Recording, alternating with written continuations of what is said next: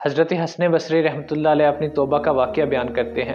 آپ فرماتے ہیں، میں امیر کبیر شخص تھا اور بصرہ کی گلیوں میں غریبوں کی خدمت کیا کرتا تھا۔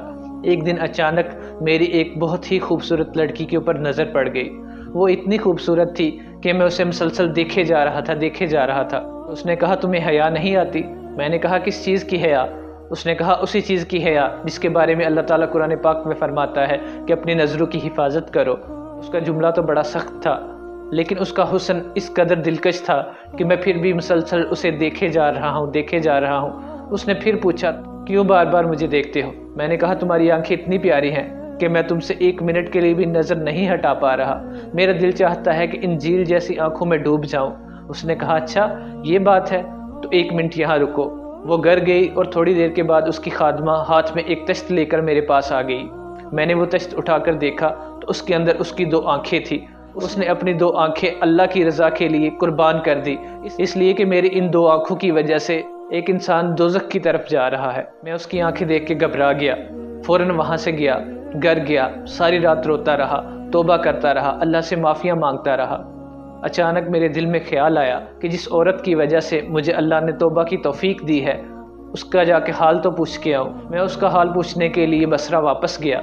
جب میں اس کے گھر کے قریب پہنچا تو دیکھا کہ اس عورت کا جنازہ جا رہا ہے۔ کسی سے پوچھا کہ اس عورت کو کیا ہوا تو اس نے کہا کہ یہ عورت فوت ہو چکی ہے۔ حضرت حسن بصری رحمتہ علیہ بہت پریشان ہوئے، گھر آئے، اللہ سے رو رو کے دعائیں کی، التجائیں کی، اللہ سے معافی مانگی۔ روتے روتے ان کی آنکھ لگ گئی، سو گئے تو خواب میں وہی خوبصورت عورت نظر آئی۔ وہ جنت میں ٹہل رہی تھی۔ میں نے اسے کہا کہ مجھے معاف کر دو، میری وجہ سے تمہاری جان چلی گئی۔